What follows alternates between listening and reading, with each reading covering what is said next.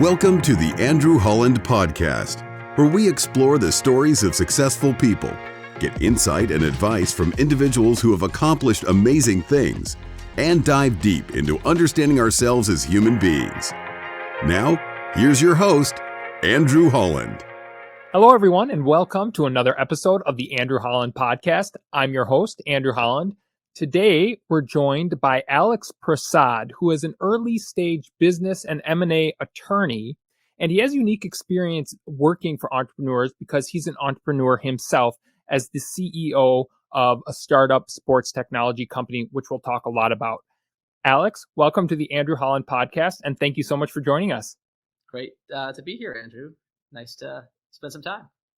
So you've got a very interesting background, and what I love about professionals, whether it's accountants or attorneys or bankers, whatever it is, the ones that in my experience, are the ones who are also entrepreneurs, because they can connect the dots with their clients because they are their clients, but they also understand, in your case, the legal side of everything. So I want to talk about how that gives you a unique edge. But before we do that, I always like to learn about what's your background. Where did you grow up? Where were your parents? Where were your parents from? Where were you born and raised? How did you get to where you are today? So give us some insight into that. Yeah, well, my story's maybe more similar than different than yours, right? You grew up in Wisconsin, so we have the same similar accents. Anyhow, we think no accent, right? Because we're from the Midwest. That's the neutral, but of course, other people say there is. So yeah, I grew up a Lions fan as well. I know, Andrew, you're a Lions fan. Alex and I have connected on sports. He went to U of M. I'm a huge Wolverines fan because my dad went there. Of course, we're both Lions fans and not fair weather fans, right? We stick to them regardless of the troubled 30 years they've had. Yeah, the troubled entire history. Yeah. So I grew up in Metro Detroit, Andrew. I'm a second generation American on my dad's side. The Prasad name is an Indian name. I went to Michigan undergrad. I started my law school career at Tennessee, in Knoxville, which was super fun. But then I transferred to Notre Dame to finish. So the law school transfer game is kind of interesting. My first career was in live TV before the law school thing. I guess I'm not doing it in order. But I've lived kind of 4 or 5 professional lives in a relatively short period of time. Then I worked for a big law firm. A lot of things are about swim lanes, right? And like the timing and where you are, etc. I did not enjoy that experience, which I don't think is a reflection necessarily of the place. It's more a reflection of who I was at the time and who I am now. It wasn't genuine to who I was. The big win was no tie on Fridays. When those are the big culture wars you're fighting, it's not genuine to who I am. We won it though. That's a big, little contribution to the firm. A lot of things, lots have changed in the last 10 I was going to say, COVID's changed a lot of things since then. COVID's changed a lot. And so now I spend most of my time as an entrepreneur. I've had a couple different entrepreneurial experiences. One with Big Ten Network when I was just getting off the ground. That was great. Then I decided to go to law school. I don't know why. Did the big law thing and left without a plan. Credit to my now wife, then girlfriend, fiance, for encouraging me to do that. And we'll talk more about entrepreneurial leaps. But so today I spend most of my time operating a software company. But the more I do that, the more legal clients want me to help them because I share their frustrations, right? And you kind of teed it up well. But I just want to get the job done. I don't want to be a shushing librarian or the expert. I want to provide the right insight to guide the principal, not the agent or advisor, right? We understand those two. So I like being the principal more. That's why we're having this conversation and why we found each other. But yeah, playing both sides of that fence, if you will, or understanding there are times it's a kind of an informed consent kind of thing, right? There are blind spots. Same with don't put me in a position of, giving a lot of tax advice, right? I know just enough to be dangerous. But I want to encourage, and my team at Aegis wants to encourage entrepreneurs to take risks and take leaps, just well-informed, right? It's one thing to go up to a ledge, not even look over it and just leap. That's kind of foolish. But if you scout it out and then say, I understand there's rocks here, there's water, here's where I need to try to go, and maybe the wind will knock me off course. That's an informed risk. That's what we're trying to get to. I think there's a big difference. I think a lot of people believe that lawyers can eliminate risk. You really can't. You can try to hem it in or, create the circumstances where it won't completely blow you up, but the risk never goes away as a general principle. Anyhow, that's a short. Yeah, and quite frankly, short description. Yeah, this is something that you say. The risk actually increases a lot of times during a deal making process because now you're bringing another party in. And it may not be a party that you've done deals with. Obviously, if it's someone you've done a few deals with, that brings the risk level down. But anytime you introduce new, unfamiliar parties, inherently, just by the definition of risk, you're bringing risk up a little bit, correct? Yeah, I always say growth is a choice. I mean, it's a conscious choice that a company has to make. You don't have to choose growth. If you're a really profitable business, right? And I mean, some people call it a lifestyle business. That's like a backhanded compliment. And that's not at all what I mean, because a lifestyle business can be really good if that's what your goal is, right? But if you really want to grow and scale a business, yeah, up to your point, you're going to have to make decisions where risk goes up, not down, right? I mean, high risk, high reward, and low risk, low reward, very few cases that are slam dunks. Otherwise, people will be arbitraging that all day, right? They just find so yeah, in the case of an M&A deal, though, where you were going, Andrew, yeah, again, we're shifting risk in that. There's an operating business. You're going to shift a majority of the risk for sure, right? From seller to buyer. Seller's going to take money off, chips off the table. Buyer's going to take that and assuming you're nodding because you've done it before and you've seen the movie. But overall, if there's, if you could put it on a number scale, and there's 100 points of risk, doing a deal like that, the overall risk increases. How you allocate it, right? Maybe you can arbitrage that to some extent. But the overall risk goes from 100 to, it depends on the business, right? 120, 150, it depends. You have really significant customer concentration. We were talking about one of your experiences earlier, in a different conversation about that. If there's really great customer concentration, it goes way up, right? Because buyer has to get along with that customer. Yeah. So that's where the entrepreneur part and the lawyer part intersect. My opinion is that just a lawyer is going to read the document and give you, here's what the document says, right? Hey, Andrew, no problem. You can transfer the contract. The folks on my team and myself, I hope, are taking a little bit more of a business-minded approach to say, yeah, you can, but it's 80% of the revenue of the business. Regardless if you can do it as of right, that human relationship is going to really be what stirs the drink or not. Maybe as part of your diligence process, you need to broach that subject at the end, right, when we think there's a deal. And have a conversation there, because just calling, your first day you bought a company. I've got horror stories I can tell, right? To the eyes of my clients. First day, that's what we want to hear. You buy a company and the biggest customer says, "See you later," right? And you say, "Well, I have a contract." I mean, good luck, right? You can go argue about it, but it's not going to be a healthy relationship longer term. I mean, we've covered so much territory just in these first 5 minutes. So before we delve into risk, which is such a key aspect of being an entrepreneur, really, it is what being an entrepreneur is. Yeah. And then deal making, one of the things that you always say is deal making is 90% human, 10% legal. I want to talk about all that, but we skipped over, you were in television production. Yeah. You went through that so quickly.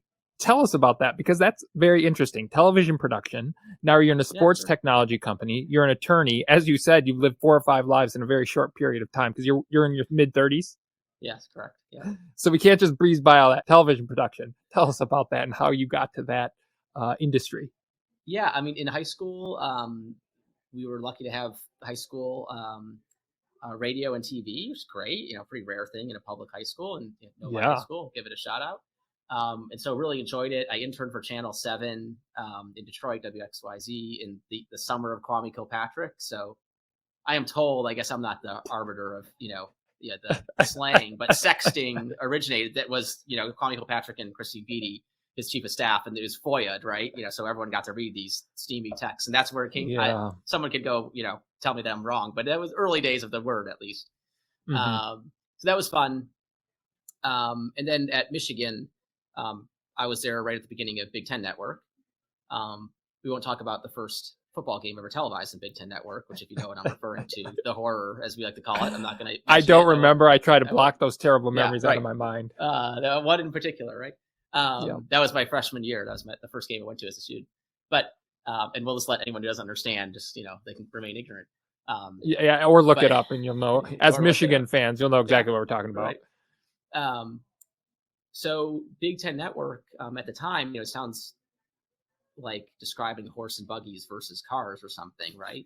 But the Big Ten Network, Big Ten universities rather, were connected by a T1 line.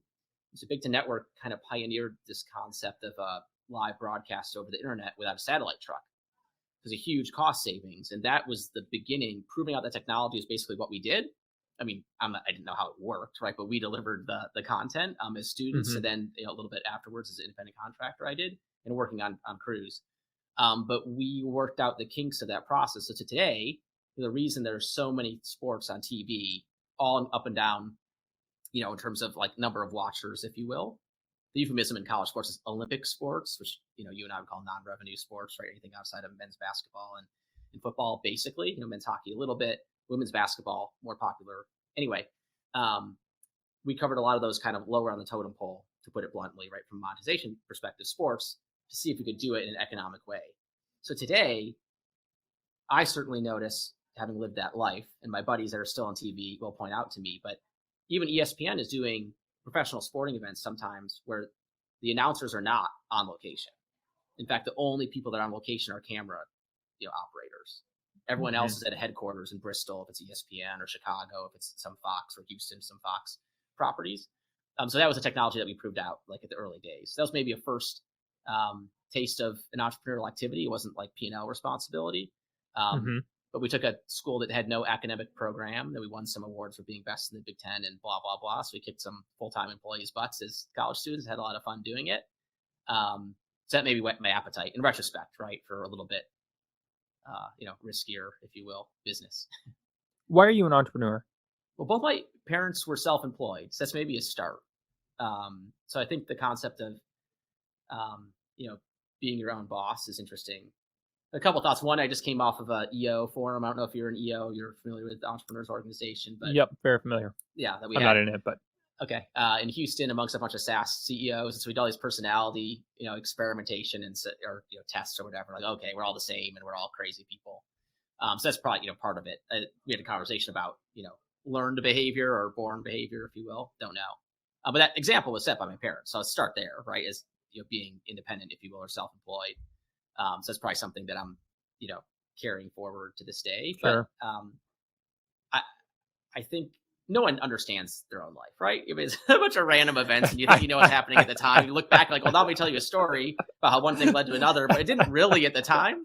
Yeah. So it wasn't all like intelligent design, if you will, right? Sure, I know, same with some of your experiences, Andrew, right?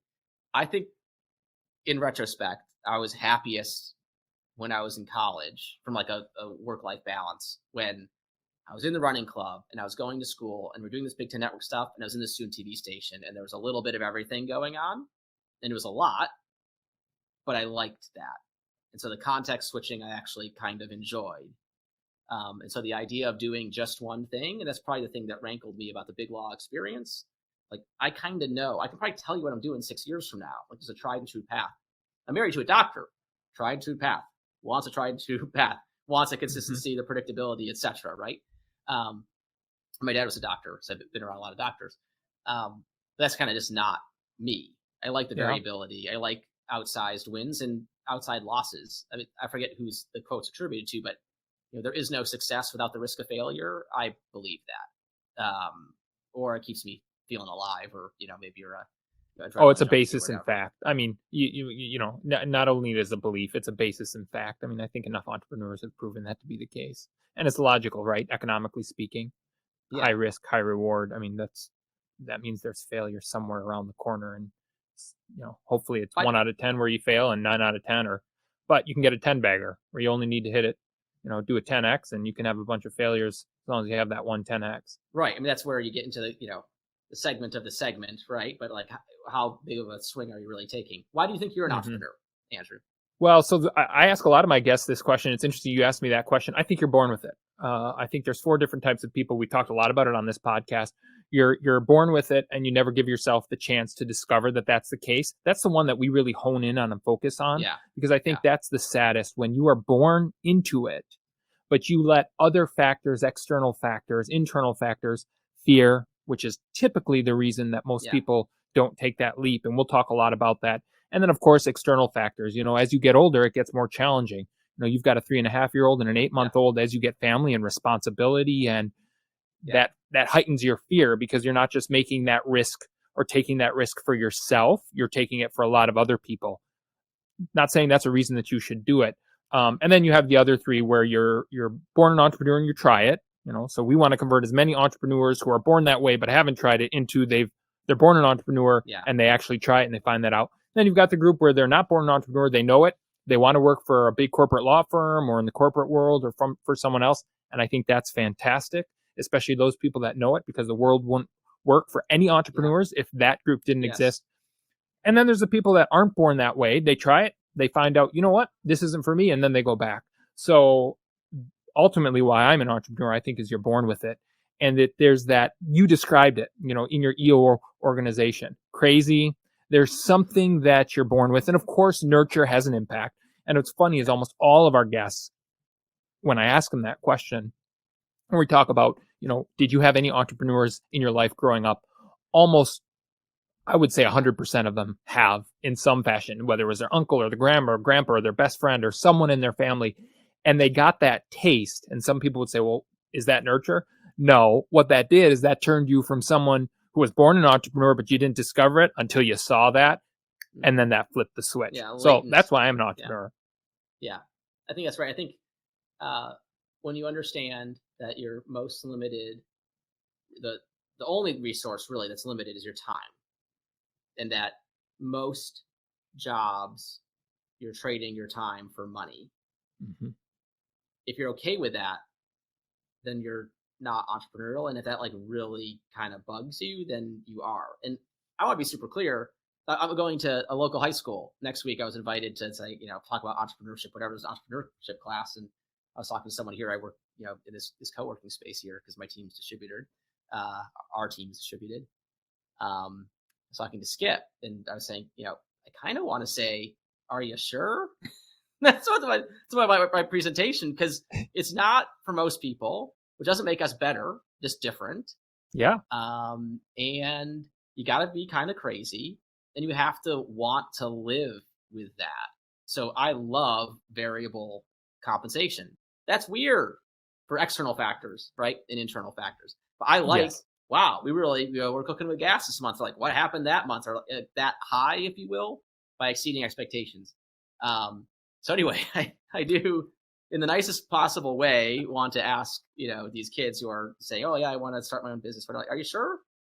Not to dissuade them, but just to ask, because it's an important consideration. It's a lot different, I think, than people imagine. They see the end. Oh, overnight success, but it's never overnight. That is a perfect question to be asking them. And quite frankly, it's why I started this podcast. Our society focuses on the end. They focus on the glamour and the wealth and they do it within a matter of 5 pages in a book, or they do it in a 60-minute documentary. Right. And people go into it thinking it's going to be one thing. And like so many things in life, expectations are everything, right? And so when your expectations, whether it's for my generation or the generations below us, are seeing, wow, I can be a TikTok star in a matter of 5 months and I'm going to have millions of followers. It's all a facade. And so for people that try it, they will find out, as you have, as I have, as every entrepreneur finds out, that if you go into it with that expectation, boy, you're in for a huge surprise. And even if you go into it with an expectation of, everybody tells me this is going to be bad, the reality, like most things in life, is you don't have a clue what it's actually like, and how bad it can be and how good it can be, the volatility that comes with being an entrepreneur. And so I remember your 2 or 3 of the business. You and I have talked about this, the garbage business that a business partner, Joe, and I had sold it in 2019. Your 2 or 3 just being, you have 1 million people around you. You have all these employees looking to you. I'm a 23-year-old punk. I don't have a clue about anything, very naive. And in spite of having a lot of human beings around you, nobody knows what you're going through. Thankfully, I had a business partner which to share that experience with, because without that, I don't know that I would have survived, because it was so volatilely challenging. And we were a really capital intensive industry, and neither one of us came from money. Our families didn't have money, so that makes it challenging. But from that point on, I wanted to start something where no one ever had to feel that way. Because if you are there, you need some sense of motivation, some inspiration to hear, number one, you're not the only one that's going through this. Every single person trying to accomplish something meaningful, whether it's being an Olympic runner, you're a huge runner, whether it's being an entrepreneur, whether it's having owned a business for 20 years and you're thinking about a big acquisition, every single person goes through that. It's different levels. It's different levels of volatility at different points in life. But really, we're all going through the exact same thing when you're going on this entrepreneurial adventure, quite frankly. And I think sharing it and the realities of it are important. Yeah, that's a great, I like that phrase for sure, the realities of it. And you have to do, if you're committed to growth, and I just stick to that because I think there's different levels, if you will, of entrepreneurship. And at least, in my current phase, I've chosen a more aggressive version or a higher growth or, trying to achieve higher growth version. I mean, you have to do things. There really, I think what it kind of boils down to is there are people, when you say, it's just business, they actually mean that and they believe it to be true. There's people that don't. And I could actually make the argument that people that don't are more human than the people that do. And that, again, there's positives and negatives to all these things. It's a two-edged sword. But, I've done a lot of things, and I know you have too, that were super unpleasant. They were the right business decision. And probably if your only plane you were playing on was human and treating people well, the wrong human decision. No one talks about that. It's actually, we talked about this a little bit too. It's about having young kids. We really don't talk about how hard it is to have a young kid. We're oh, you got a baby. It's great. It's kind of really hard. Doesn't mean I don't want my kid, but it's really hard as a societal, right? You're not supposed to say that other part of the equation. You talk to other young parents. Is this really hard for you too? Oh my God, it's unbelievable. But don't let anyone know that I would think that, right? So we'll edit this part out, right? Andrew, we don't talk about that. I'm joking. No, don't edit that part out. That's the whole. Exactly. To your point. But that's that same thing with entrepreneurship. I believe, or at least that's been my experience. My beginning experience with Big Ten Network, where we, take our friends and I remember the kickoff. I said, look, when we're working here, again, it's college, right? We're going to be at the same house parties, whatever, but these are two different worlds. And this has got to be different. There are bosses and there are people in charge and whatever that. This is the way it works over here. And it's going to be really hard to keep those boundaries, if you will, because it'll be completely different when we go out, later, right? Because we're stupid college kids. But the same thing with entrepreneurship. It's, you want to treat people well, you want to have core values, all those things. Super important. But at the end of the day, it is a performance business if you're committed to a growth path, and you will have to do things that are unpleasant. I mean, I don't know about you. I fantasize all the time about what if I just didn't make hard decisions, right? What if I hadn't chosen this path and everything was just, going along nice and smooth? Well, you and I both know we'd go crazy in 5 minutes, but it does sound, grass is always greener, right? In the heat of things. It sounds great. Sounds great. I don't want to do these things to people, right? But the business requires it, and I can separate the two. Or, it's hard. It's hard. People don't talk about that. Entrepreneurship, you're going to be a billionaire. You're going to be Jeff Bezos. You're going to be you forget about, divorces and all these things that have happened in those people's lives. How easy would it be to be Elon Musk and be a billionaire? Well, actually, you read the book. Really hard. Actually. You bring up a great point. People think once they're a billionaire, do you know how hard Elon Musk has it right now when Jeff Bezos and people are like, they're billionaires. Money doesn't solve basically 90% of life's problems. And a lot of people think money solves those problems. Trust me, money complicates every single one of those problems, personally and professionally. It does not make most things easier. Sure, you can live a more comfortable life, but there's so many studies. You and I both know this. A certain wage level, that's you hit the pinnacle, and whether, in this day and age, it's probably 150, whatever it is, of happiness. And from there, the higher your net worth or your income goes up, happiness seems to decline. And we always ignore those stats. Now, I think there are so many factors around that, and I don't want to dive deep into having your priorities right in life, and at what point do you get that money, and how did you get that money? Did you earn it, or was it given to you? Because all those are contributing factors. But the point that you and I are making is the realities of entrepreneurship, the realities of wealth, are never what society tend to make them out to be. And that's why I think it's important for us to have these conversations, because we can help people who haven't gone into the abyss, if you will. And I'm so excited for you to talk to these high school kids. I can't. I've done that a few times. I'm a little bit nervous about it. I don't want to be, a downer. No, you don't want to be a downer, and that's we're realistically optimistic on the podcast, and I think there's a way to do that. Well, I've talked. It's interesting, and I want to talk after you talk with them. because I've talked in front of high school groups and then I've talked in front of college groups. It is so dramatically different on their reactions and their engagement and their involvement simply because of the maturity level at which they are at within their lives. And so it'll be interesting for you to have that experience on the high school level, and I want to hear how it goes. And when you ask that question, which I think is a fantastic question, are you sure? I bet you're going to get a lot of quizzical looks and puzzled faces, and hopefully it will bring up a lot of questions. Yeah. You hit something I want to focus on. You talked about challenges, and what are, if you had to label, Alex, in the top 2 or 3 most challenging things that you didn't know about being an entrepreneur, and you started in your television production, and I want to hear more about how you've kind of continued that path, but that you didn't expect, but now, having gone through it for well over a decade, if not longer, you know now, and you would share with someone who hasn't started that journey? Oh yeah. I mean, I guess one's easy. We already discussed it. It's that human element, right? Yeah. I don't want to say like maintaining or keeping your humanity while you're making, black and white decisions, but I think that's something that I struggle with. I mean, personally, because you have to do both, and there is a duty, if you will, or responsibility to do the right thing for the business, and it's often, I wouldn't say like sometimes, often in contrast to like one individual's self-interest or how you feel about that person. So I mean, that'd be number one, but we already kind of covered that ground. I think number 2 is how little what you think matters. And what by that I mean, and this is kind of the whole thesis of this 90% human, 10% or the underpinnings of that in a deal as well. We can talk about that context or just in general, right? But no one cares what you think. They care what they think. So when you're trying to find product market fit, it's about the ideal customer profile. It's about, you might have an idea. That's that whole first step of the entrepreneurial journey.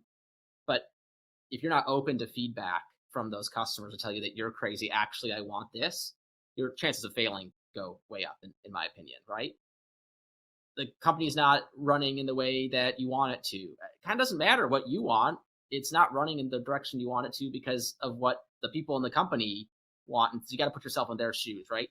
So I think very quickly, you start to, I've learned at least that the most salient things to read, I'm looking at like my bookshelf of all these business books, the ones that actually stick are the anecdotal ones, not the technical ones, as I look at like half of it's at least, technical books. Yeah. Because it's about the people, same in the deal making, we talk about that context too, but it's about putting yourself in other people's shoes. So try to spend most of my day, not me, but someone else. And we're working on this process to migrate people from different types of software today. And it's all about the team members doing the work. Will they understand this task? Or is there enough detail here, right? It's not about me. It's not about what I think. It's not about our products. It's about how the end user of the product is going to utilize it. And does that kind of achieve both our goals? So I would say that's the biggest challenge. It's almost all the tasks that I go to do, I'm actually trying to become another person or put myself in someone else's shoes, which is, once you get that part, I think that's a kind of a breakthrough moment. It's really hard. You have to go learn about that person. It's not about you. It's about someone else. I think you have articulated something, Alex, that is so often missed and so incredibly important. And so one of the, really, as you said, what you think doesn't matter. How many entrepreneurs do we know? And you can read even, Steve Jobs. I mean, so many of the guests that I've had on this podcast, I'll ask about their biggest failures. And what they say is, it wasn't what I wanted. And so I kept pushing hard and driving. And whether the engineers were telling me no, or the market was telling me no, or customers were telling me no, I was so egotistically motivated that I wasn't listening. And I will say, that's a trait that we as entrepreneurs tend to have. We're maybe a little bit overconfident and we latch on to something. Absolutely. And our egos get in the way. Setting your ego aside, shutting your mouth, listening has been for me a big learning curve. But to your point, once you do it, the world opens up like a rose in spring that you can't even possibly have fathomed until you get to that point. And I'm still learning. I think we're always still learning that as entrepreneurs. But you reach a point where you really take that to heart. And as you said, it's kind of sounds, I don't want to say defeating, but you said I'm not myself 95% of the day. I have to be someone else, or I have to put myself in other shoes. But that's a reality of being an entrepreneur, quite frankly, if you're going to be successful. I think so. Yeah. This doesn't, again, nobody cares what you think. It's not, people aren't waking up in the morning saying, I wonder what, Alex thinks about this. I'm pretty confident, right? So once you have that realization, you go, oh, crap. What am I even spending time thinking as me for, right? It's the people that you're hoping to influence. And that ties in really well to the deal context, Andrew, whether it's a small deal or a big deal. The biggest mistake I see people make is not take into account what they think the other side thinks. So, I mean, an anecdote and, anonymized anecdote, right? They had this one deal, it was a technology licensing agreement, if you will. Those kind of complicated. It's always a first warning sign in anything. As simple is better. It's my rule of thumb.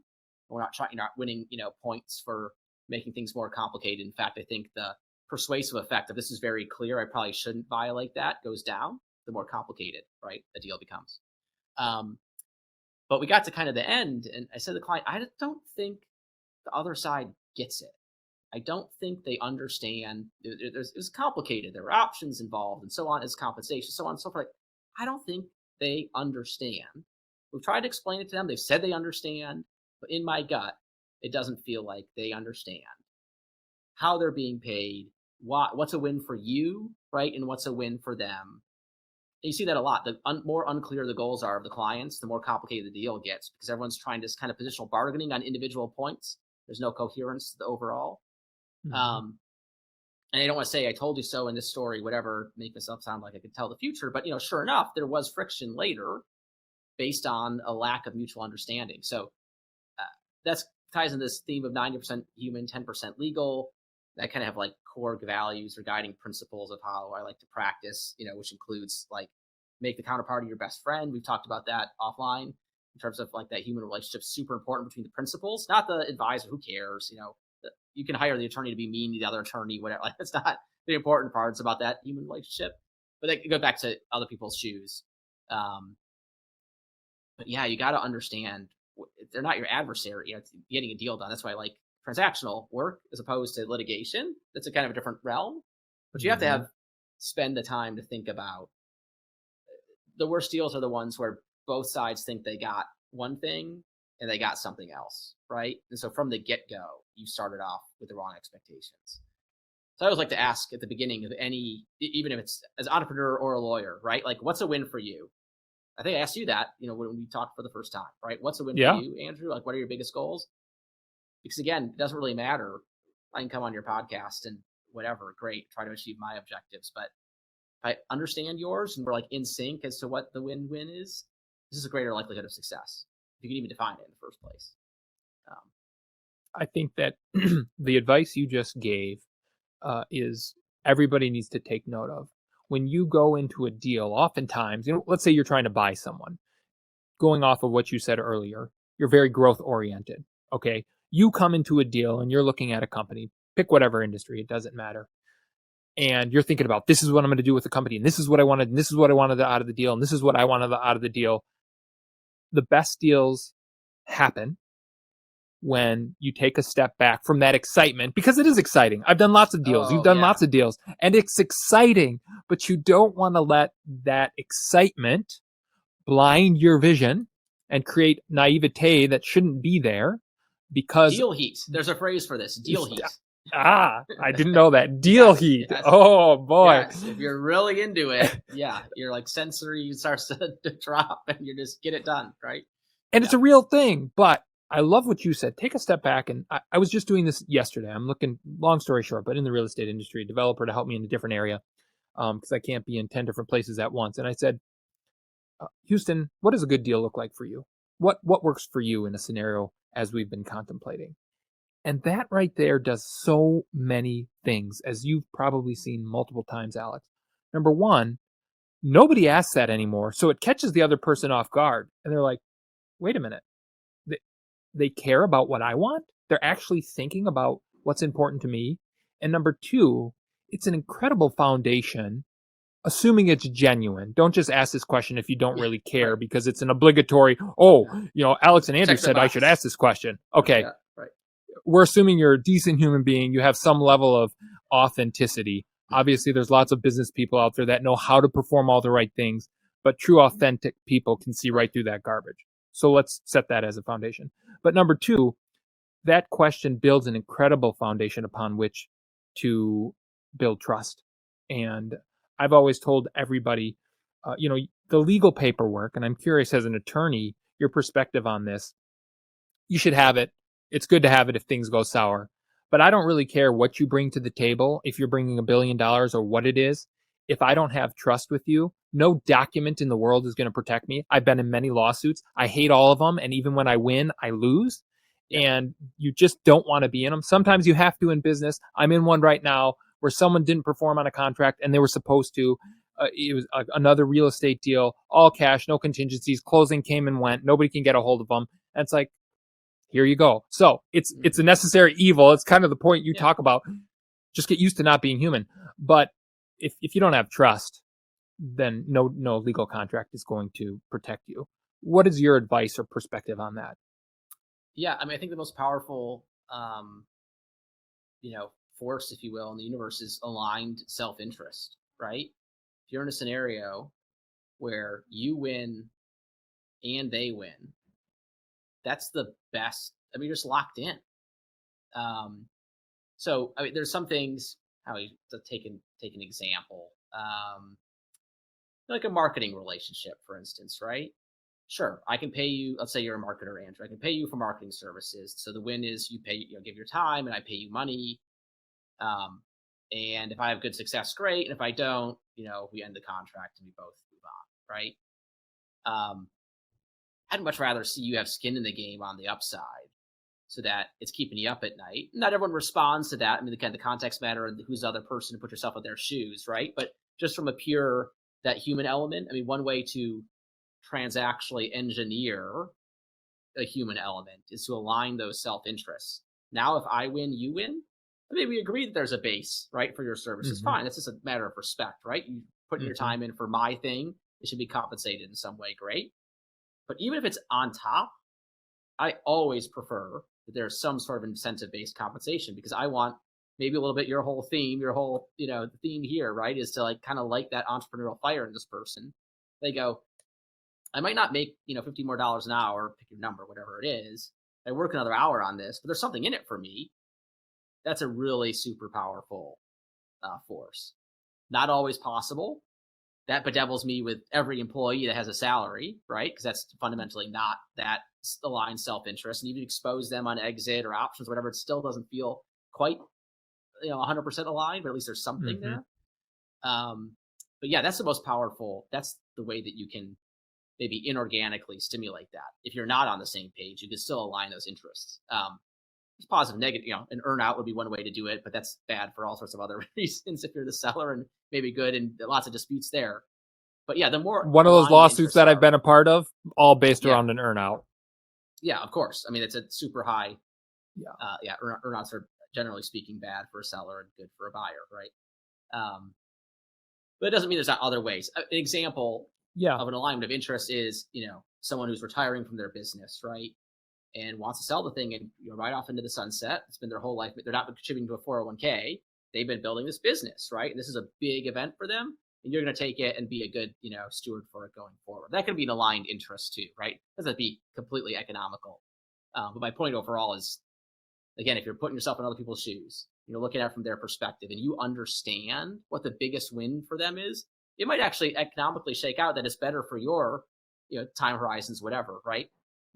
Cash isn't a problem now, or it is. I mean, there's multiple factors, but it might turn out there's a win-win there. That's really easy, right? This person, maybe cash up front isn't as important, right? Like, oh, well, I don't want to borrow more than I have to. Okay, let's spread it out. And then they're kind of more wedded to you and the continued success of the business. Anyway, we go on and on, but that's another example, I think, of the legal's not driving these things, right? It's the people. Yeah. But I think this point is, number one, it's even in today's society, and it doesn't even have to be between a buyer and a seller. I think about every single vendor that I work with, and I almost always start the conversation with the vendors We've had the introductory conversation, depending on what let's say you're in construction and you're going with a subcontractor, or it doesn't matter what industry you're in. I tell them, I want this to work as well for you as it does for me, because I'm a big believer that if we both win, as you just said, our interests are aligned, we'll continue to do business together, we'll grow our trust, and there's nothing more powerful and productive, economically speaking, than aligned interest, as you described. But so much of society now, Alex, is, okay, how can I screw this guy? And I'm going to hide this, and he's not going to know about this. Oh, and that vendor's going to do this, and he didn't bill me for this, so then I'm not going to tell him. And I'm like, if we know that aligned interests are so incredibly successful and the most productive economic and entrepreneurial force there is, why does it seem like 90% of everything we read in society, or so many of people's business attitudes, whether in the corporate world or in an entrepreneurial world, take the opposite approach? We've all heard it. Cutthroat, cutthroat, cutthroat. This world's cutthroat. Yes, this world is cutthroat. Why is it that way, do you think? Oh, I don't know. How was that a bad guest answer? You've seen it with your clients. I mean, right, sure. Absolutely. We've done a really good job, I think, of filtering who we work with, to be honest. And we do not say yes to every potential client. That's a good point, Alex. Blessed to be in that position in the first place, right? There was a period of time where it was like, anyone who will pay me for legal services, right? Let's go. And now, to be honest, I got a lot of things going on, and so does my team. So we're going to pick the people that we like to work with, and they have that mutual trust. I don't know, maybe it's a Midwest thing, Andrew, that you and I agree on this. I live in a rural place. I live in Traverse City, Michigan, right? My father-in-law lives in the Upper Peninsula, and I remember when we came up here, actually, I think he made it to our new place in Traverse City before we did. We were driving from opposite directions the first day, 3 years ago or whatever. He said, I pulled in, and 8 people came from around the block, right? And to say, who is this new person? Because we knew it sold. And he goes, do you want anonymity? It's over. So I don't know. Welcome to the neighborhood. That's the Midwest nice that we talk about. Yeah. So it's easy for me to not act transactionally in a small pond, if you will. So it's a first step. It's just, meets and bounds, or geography, maybe. I have found that even if you are a one-time, right, the behavior of repeat actors is different than the behavior of potentially one-time actors, right? So the one-time actor, meaning you're going to sell a business once, right? Or you're going to buy a business once. There are less constraints in your behavior, etc., right? How do people act when they go to Las Vegas versus when they go to their hometown, right? I would hope, unless Las Vegas is their hometown. But my point is, right, there's a time and place. It's transactional, right? And you, again, you're going to be here for 12 hours, and your goal is to have a lot of fun. You're going to do kind of stupid stuff, right? In the Las Vegas concept. That's not your hometown. To be clear. Yeah. So I think maybe it's puritanical Midwest fear or whatever. But again, another one of our core values, if you will, or guiding principles is only making straight-faced arguments. That's a cognitive dissonance thing. We're on the both and buy sell side, like we are. We're not going to make an insane argument that's pro seller on one call, hang up, get on another one, and make an insane pro buyer. The complete opposite thing. We can't live with ourselves, right? Right. That's a starting point. But I actually do believe, regardless if it's a good guy discount or Midwest nice or whatever, that you are more likely to be successful if you're treating people. Again, you're putting yourself in their shoes and you're acting like it could be a repeat transaction, because that stuff will catch up with you over time. And we hear the stories about, a day trader or whatever, get rich quick. It's also the phrase too good to be true for a reason, right? And I really do believe that some things are too good to be true. I don't know. I don't know if that's a good answer or not. That's just my perspective. It's just easier for me not to have to try to even think about some of those tactics or possibilities. I just can't live with them. So I just don't. I just don't use them. Yeah, and I think, this is a tenet we talk about often on the podcast, is I think people complicate business so much because they just forget do unto others as you would like done unto yourself. If more transactions are done that way, or when transactions are done that way, I should say, and I'm sure this is your experience as well, things are just smoother. You've got that trust. You've got a level of humanness. I think that's sometimes what I feel is missing in a lot of business transactions is, as you said, it's just transactional. And yes, you can align incentives transactionally, and sometimes you need to. But I think all business is a number of humans interacting together, and everybody has different needs Yeah. and wants and desires and experiences and perspectives. And to our broader point we've been talking about is, if you can think about what those are for that person across the table, and hopefully they're doing the same, it just makes life a lot easier, a whole heck of a lot easier. I want to shift Yeah. gears. Oh, Yeah, sure. something you want to add there? I was just going to say, every deal has curveballs that come up in diligence, etc. And if you have a weak relationship with the counterparty, you're basically only two interpretations to a surprise, because surprises are never good in a deal. They're always negative. And there's always Exactly. surprises, by the way. So there's two interpretations. One is it's a genuine, honest whoops, it's news to everyone, or you're being deceitful, trying to put one over on me, etc. If there isn't that baseline, let's just call it respect. Forget about, you gotta make these people your best friend. That's what the way I say it, but like really you want to suffer, some of their stories, whatever, too long anecdotes to get to the end goal, right? In the deal phase, at least, right? That's your goal, is put a smile on your face. But if you don't want to do that, if you're just not, there's not a base level of respect, etc. When the scariest part of any deal is when you're 80+% of the way there and that nothing's gone wrong yet.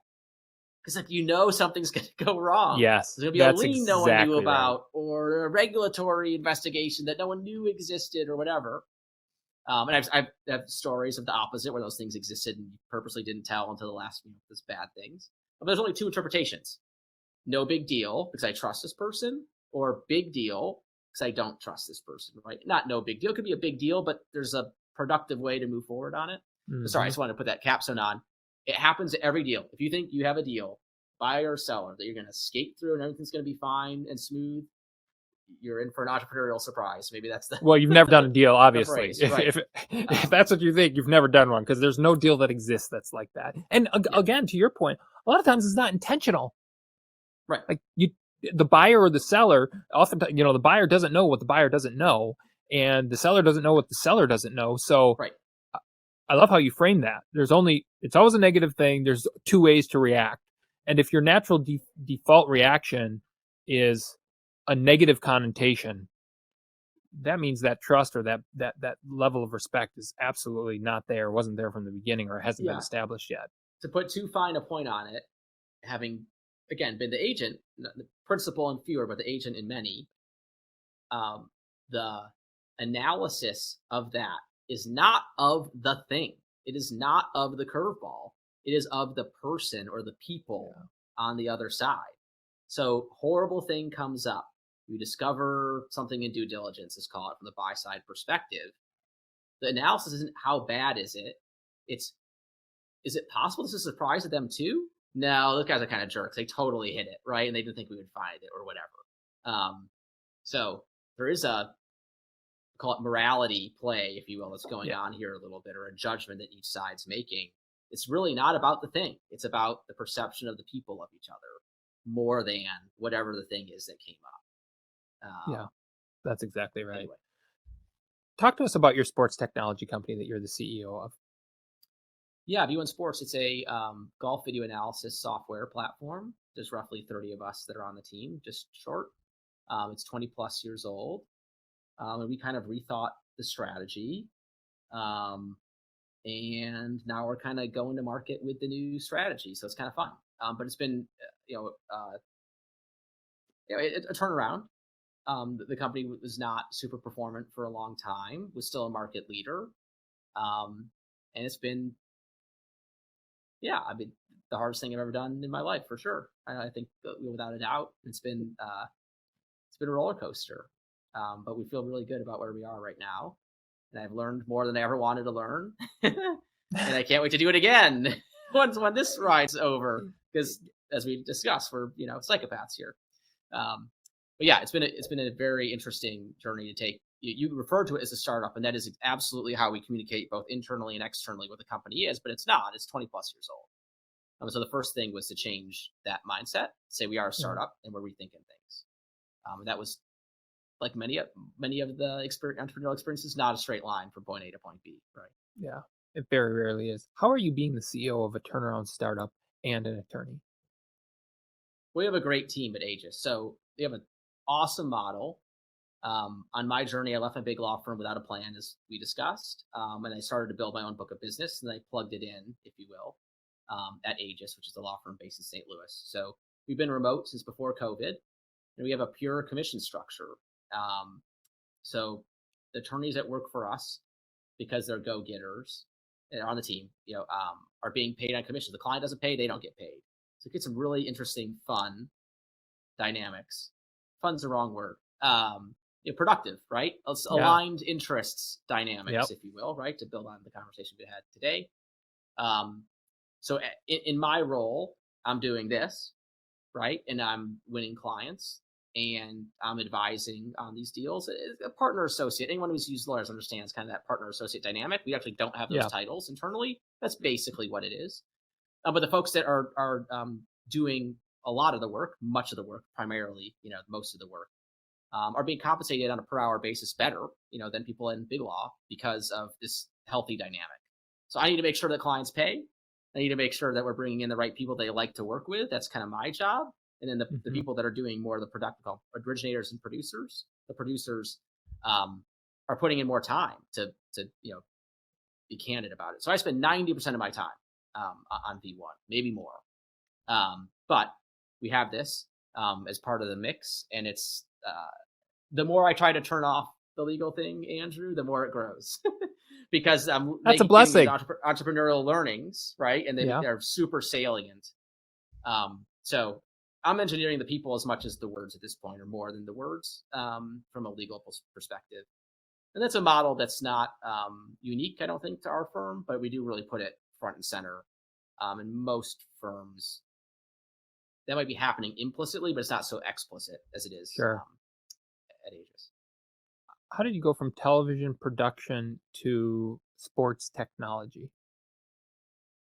Well, there was the whole law thing in between, or still ongoing. But I was outside counsel to this company, V1 Sports, as a starting point. But I always wanted to work in sports, competitive, I guess, starting point. Big runner. And I always wanted to marry that legal experience with, that was a very conscious, purposeful thing, marry the legal experience with the understanding of the sport industry, or the practical experience, at least from the television side, and try to combine the two in some way, shape, or form. I just really believe in, we have a moniker, improvement starts here at V1, and I love that journey on the entrepreneurial path, but also athletic path of trying to improve. I think there's a lot of life lessons learned from sport and from competition, and really I have a good race, a bad race, the axis of the world, and not tilt here. It's fine, right? But that's a place, maybe even a lower stakes place than entrepreneurship, if you will, to experiment and learn and take risks, go out too fast, go too slow, do all those things and push yourself. So that resonates with me. So sports technology resonates with me from that kind of improvement theme, if you will. I think whether you realize this or not, I think you're an inspiration for a lot of people. And here's why I say that. You are dipping your toe in both worlds, the corporate world, if you will, but also the entrepreneurial world. And I think a lot of people, I want to talk about fear. They've become very successful in the corporate world. Let's say they are someone who's born an entrepreneur, but they've never trusted themselves, or they've never given themselves enough confidence to take a bet on themselves. And as you grow in the corporate world, and that paycheck inevitably gets larger and larger and larger, it can become, I know a lot of friends that this is the case, where it feels more and more like a prison that you can never escape from. And I think you're really, exactly, very aptly put, the golden handcuffs scenario. But you're demonstrating that you can do both. You got to find the right firm, and you've got to be willing to put in the work. You've got to be willing to go through the ups and downs and have the conversations with the people that you need to have, whether it's with your family or whether it's on the professional side. But what advice would you give to people based on your experience and based on what you're doing, which I think a lot of people who have that golden handcuffs feeling would look at you and say, wow, he's doing both. He doesn't have to jump into the fire and take all of the risk and completely cut off that paycheck per se. Now, recognize your 100% Sure. commission, which is very motivating. But nonetheless, you still have a team you're working with, and you're still very much in that game. As you pointed out, you have the law thing in between production and the sports technology, and quite frankly, that's a huge portion of what you do. What would you tell someone who has that paralyzing fear that has prevented them from betting on themselves or making that jump based on the experience that you've had uh, so far? Yeah, there's actually in this EO group I was mentioning a common theme of folks who had been providing professional services in some way, shape, or form, and transitioned that into, in this case, a SaaS company. Not quite my story, but a similar theme of kind of operating in both worlds. I don't know. Maybe the paralyzing aspect is fine and good, right? That's the "Are you sure?" question. So let's get through that gate first. I would just say for the right person, and again, I don't think I've got it all figured out. I don't think I'm better or worse, right? Or this story is better or worse than anyone else's. And like I said, I fantasize every day about doing just one or the other, right? And being a little bit more sane. But if you have that burning desire, or you think you can make it, I mean, just do it. It's the Nike that Nike phrase. I don't know. I think it's gotten watered down over time, etc. But you just have to do it. I think that would be the take-home message. And I think it is a leap, but depending on how you approach entrepreneurship, it's not as far a leap as you may think. This is the whole like look over the edge before you jump concept. You can raise small amounts of money, take smaller risks, test the market, understand your ideal customer, all those things. Those things aren't super capital intensive. They might be time intensive, by the way. And so then the answer is just brute force. You just have to work a lot. I mean, that's easy answer there. Not or simple answer, maybe not easy, right? But a simple answer. It is just sweat equity, if you will. But I think a lot of people, I think it's maybe it might be the VC approach, right? And again, it depends on what outcome that you're looking for. But the idea that I'll just talk about a consumer context. B2B might be a little bit of a, higher bar, right? Yeah. But for a consumer service or product, if you think there's product market fit, especially in today's day and age, in terms of the connectivity that we all have with the internet everywhere, etc., there are tried and true paths to try to get that market feedback to know when the right time to truly jump is. So that's not quite my story. I came into an established business, right? But you have a new idea, you want to talk about entrepreneurship in its truest form. Like there's a space in the market for this solution, or people have this pain point, I can solve this pain point. I believe the right way to approach it is to first test the market, then build the product. And there are blueprints, if you will, out there to do that. So if you're willing to put the time in to have your foot, in kind of two boats at the same time, that's a, condition precedent, a lawyer would say, right? Or necessary. Mm-hmm. Not sufficient, but necessary to try to take the leap in the first place. But if you are past that, then you don't need to raise $10 million, right, to go test the thing. In fact, if you raise $10 million to test the idea, that's probably not going to work out. Right? I was going to say, you raise $100,000. Yes, for the combination, right, of friends and family, local grants, startup accelerators, whatever, to test this theory and build momentum. It won't be a straight line, but that's the more logical glide path towards. So that, hey, I need to spend 10 hours a week for the next 6 months to try to understand if there's really desire for this thing and experiment with it and see if there's product market fit. Life circumstances that may prevent you, right? Family obligations, personal obligations, that don't get me wrong. But that both, I think, increases your chances of success and shortens the putt, if you want to use a golf phrase, right? To getting to somewhere that matters. And then there will be a point where it's still a leap, right? I mean, there is no point where it's just going to be a short little hop, right? Across the sidewalk to get to, fully in an entrepreneurship boat. But yeah, I think resource scarcity is sometimes a blessing, not a curse. I've seen a lot more people raise a bunch of money and blow it because it's just laying there. They feel like they got to spend it, so burning a hole in their pocket, than people who don't have any other choice but to be super efficient and wise about every dollar they put into something, you'll be leaner, meaner, and probably more productive in that scenario. Alex, I don't even think you realize how golden those words are. And it took me forever to learn what you just said. Resource scarcity is a tremendous blessing, not a curse. And for all of you who think if I just had $1 million, or if I just had $5 million, or if I just had $10 million to test this or do this, trust me, you do not want that. If you can't test your idea with $5, $50, $100,000, as we were talking about earlier in life, more money, more problems. When you are taking other people's money and you are the pressure itself, as you I described, can relate to that. Yeah. is, I was going to say, I there's so many questions I want to, we could go on for 4 hours. I bet you could just share with us 10 days worth of wisdom straight based on your experiences.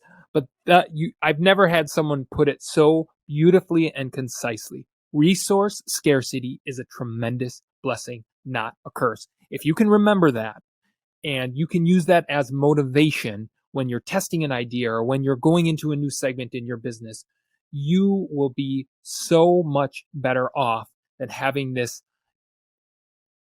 societal desire of give me more money and I can make it work, because that makes things way worse. I want you to give us a few examples because of what you just said on how you've experienced that to be the case. And you don't have to get into specifics, but you, I think, uniquely have some real insight you can provide on this exact topic. Yeah, I mean, I think it's just a focus thing. I'm going to speak in generalities, right? But I don't know. Pick the number. You got $10,000 to spend. Your budget's $1 million, and someone comes to you with an idea and say, "Hey, I want to spend $10,000 on this." It's the same problem with a VC. Maybe not a problem. It's the same dynamic, right?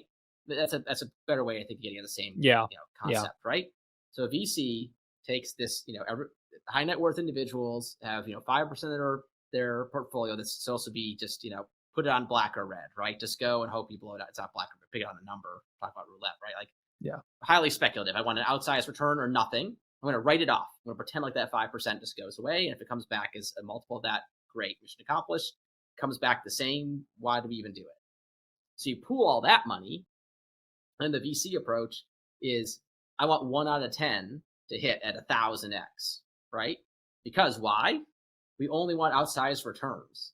Mm-hmm. So to bring it back to this, is your budget $1 million or 100,000 or 10,000? If it's $1 million, if you're the leader of an organization, the $10,000 spend might not even come across your desk.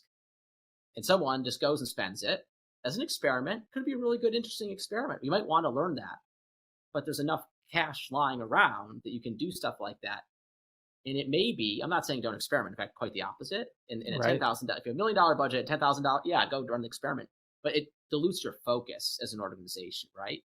To me, again, my experience has been, first, figure out what that focus is that can make you more money strategically. That's really hard. But once you've got it, don't lose focus on it. Like, you did the hard part, prove it out. Now just execute on those 2 or 3 things.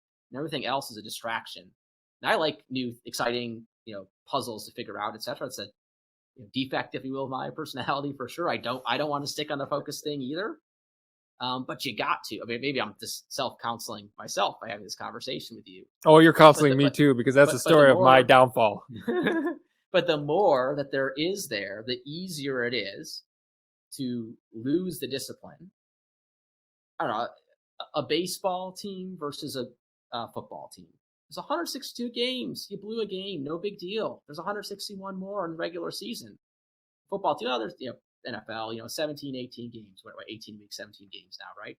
Jesus, that got to be 17, 16 for forever, right? I can never remember at this point. You drop one game, okay, no big deal. 2 or 3 early in the season. Now, are we going to make the play? Because we only can afford to lose however many. The same dynamic, right? It's 162 games, no problem. Get swept by your division opponent, no big deal. But then it comes late September, and there's tiebreakers and you're one game behind, and that 3 kind of comes back to bite you. You've lost your focus, right? So everything's not life and death, but the more resources that there are, the less focus. I mean, if you look at NVIDIA, for example, right now, how much time are they spending on anything but this chip whose name I forget, right? They can do AI stuff. I mean, hopefully very little.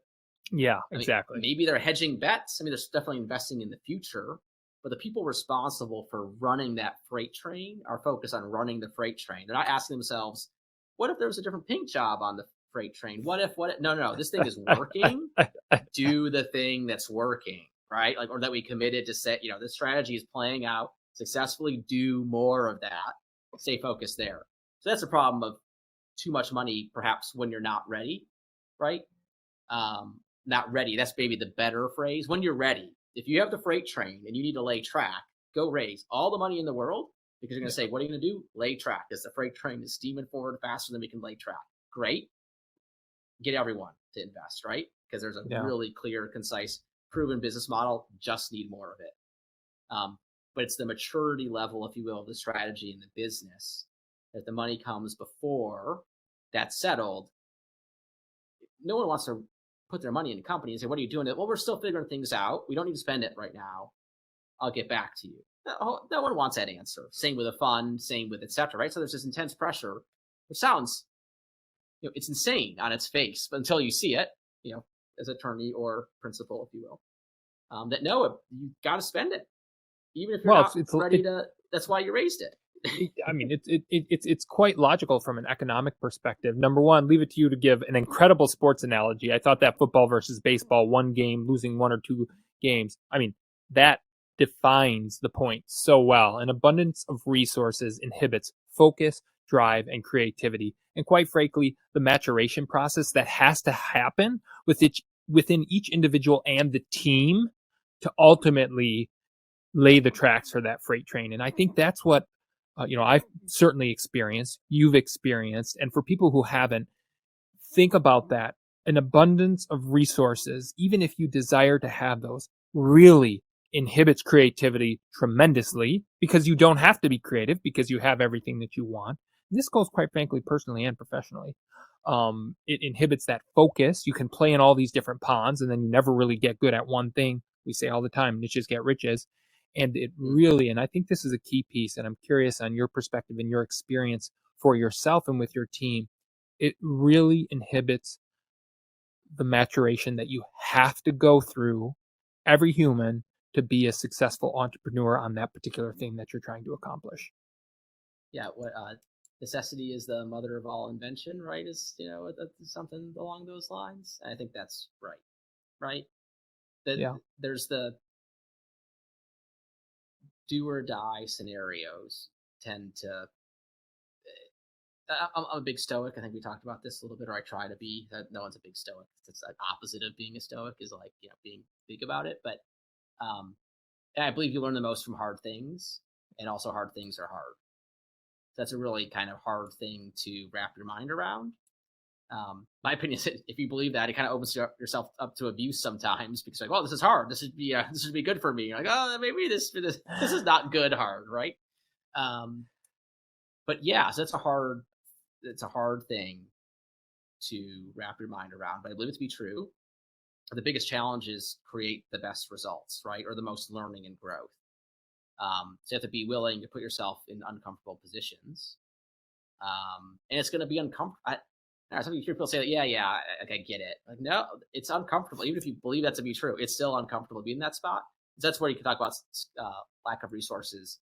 I take like really seriously being a steward of these resources, etc.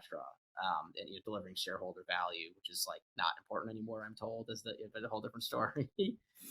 That's really the fiduciary duty. I have a literal interpretation of these things.